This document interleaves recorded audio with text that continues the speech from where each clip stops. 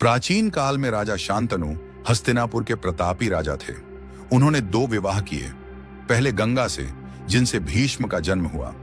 भीष्म ने पिता के प्रेम के लिए आजीवन ब्रह्मचारी रहने और राजगद्दी का त्याग करने की प्रतिज्ञा की। फिर शांतनु ने सत्यवती से विवाह किया, जिनसे 2 पुत्र हुए, विचित्रवीर्य और चित्रांगद। चित्रांगद युद्ध में मारा गया और विचित्रवीर्य अल्पायु में मर गया। उनके कोई संतान नहीं थी, इसलिए वेद व्यास ने नियोग द्वारा उनकी 2 रानियों से संतान उत्पन्न की। धृतराष्ट्र पांडु विदुर एक दासी पुत्र पर अत्यंत ज्ञानी धृतराष्ट्र का विवाह गांधारी से हुआ और उनसे 100 पुत्र हुए, जिन्हें कौरव कहते हैं। सबसे बड़ा पुत्र था दुर्योधन। पांडु का विवाह कुंती और माद्री से हुआ। पांडु ने एक आर्षि के श्राप के कारण संन्यास लिया और वन में रहने लगे। कुंती को एक वरदान प्राप्त था, जिससे वह किसी भी देवता से संतान प्राप्त कर सकती थी। उन्होंने इससे 5 पुत्रों को जन्म दिया: युधिष्ठिर, धर्मराज, भीम, वायुपुत्र, अर्जुन, इंद्रपुत्र, नकुल और सहदेव। माद्री से, अश्विनी कुमारों से ये 5 पांडव कहलाए। शत्रुता की शुरुआत: जब पांडव और कौरव बड़े हुए, तब उन्होंने साथ में शिक्षा ग्रहण की। उनके गुरु द्रोणाचार्य थे। अर्जुन सर्वश्रेष्ठ धनुर्धर बने, जिससे दुर्योधन को जलन होने लगी। भीम की शक्ति से कौरव डरते थे। धीरे धीरे दुर्योधन के मन में ईर्ष्या और घृणा पांडवों के प्रति गहराने लगी। एक दिन एक प्रतियोगिता में कर्ण नामक वीर योद्धा ने अर्जुन को चुनौती दी। कर्ण का जन्म कुंती के वरदान से सूर्यदेव से हुआ था, परंतु वह एक सूत पुत्र के रूप में पला। यह रहस्य छुपा था। दुर्योधन ने कर्ण की प्रतिभा देखकर उसे अंग देश का राजा बना दिया और वह कौरवों का परम मित्र बन गया। लाक्षागृह की साजिश: दुर्योधन ने पांडवों को मारने की कई कोशिशें की। एक बार उसने लाक्षागृह नामक एक मोम से बना महल बनवाया और उसमें आग लगवाकर पांडवों को जलाने की योजना बनाई। लेकिन विदुर की मदद से पांडव बच निकले और गुप्त रूप से वन में रहने लगे। द्रौपदी स्वयंवर: वनवास के दौरान पांडव एक ब्राह्मण के वेश में रहे। वहीं उन्होंने द्रुपद की पुत्री द्रौपदी का स्वयंवर देखा। वहां अर्जुन ने धनुष तोड़कर द्रौपदी का वरण किया। जब पांडव घर लौटे और कुंती से कहा, हम कुछ ले आए हैं, तो कुंती ने बिना देखे कहा, सब मिलकर बांट लो। इस प्रकार द्रौपदी 5 की पत्नी बनी। राज्य की स्थापना और विभाजन: हस्तिनापुर लौटने के बाद वृद्ध भीष्म और धृतराष्ट्र ने राज्य का विभाजन कर पांडवों को इंद्रप्रस्थ नामक नया राज्य दिया। वहां युधिष्ठिर ने न्याय और धर्म से राज्य चलाया।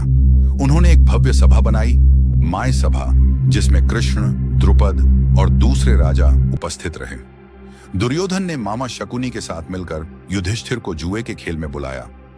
युधिष्ठिर धर्म के नाते खेलने को मजबूर हुए और शकुनी की चालाकी से पांडव अपना सब कुछ हार गए: राज्य, धन, द्रौपदी और अंत में खुद को भी। दुर्योधन ने द्रौपदी को सभा में खींच लाया और उसका चीरहरण करने का आदेश दिया।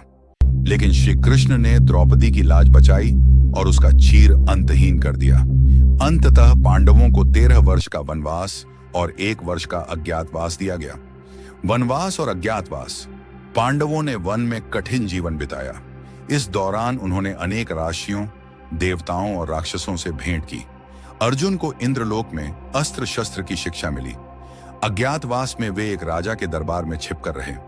अर्जुन ने बृहन्नला बनकर नृत्य सिखाया और भीम ने राक्षस कीचक को मारा, जिसने द्रौपदी को अपमानित किया था। उन्होंने अपने राज्य की मांग की, पर दुर्योधन ने 1 इंच भी भूमि देने से इनकार कर दिया। जब सभी प्रयास विफल हुए तो युद्ध अनिवार्य हो गया। पांडवों की ओर से श्री कृष्ण सारथी के रूप में, पांचाल, यदुवंश आदि कौरवों की ओर से भीष्म, कर्ण, द्रोणाचार्य, अश्वत्थामा, शकुनी, कृपाचार्य, जयद्रथ आदि युद्ध शुरू होने से पहले अर्जुन ने श्री कृष्ण से कहा कि वे अपने ही संबंधियों से युद्ध नहीं कर सकते। तब श्री कृष्ण ने उन्हें भगवद गीता का उपदेश दिया। यह उपदेश मानव जीवन के उद्देश्य, कर्म, आत्मा और मोक्ष पर आधारित है। 18 दिन का युद्ध: पहले 10 दिन भीष्म सेनापति थे, वे अपराजेय थे। तब शिखंडी को आगे करके अर्जुन ने भीष्म को बाणों से छलनी कर दिया। अगले 5 दिन द्रोणाचार्य सेनापति बने। अश्वत्थामा के मरने की झूठी खबर सुनकर उन्होंने शस्त्र त्याग दिया और धृष्टद्युम्न ने उन्हें मार डाला। कर्ण सेनापति बना। अर्जुन से युद्ध में जब उसका रथ का पहिया कीचड़ में फंसा, तब अर्जुन ने उसे मार डाला। 17वें दिन दुर्योधन के सभी भाई मारे गए।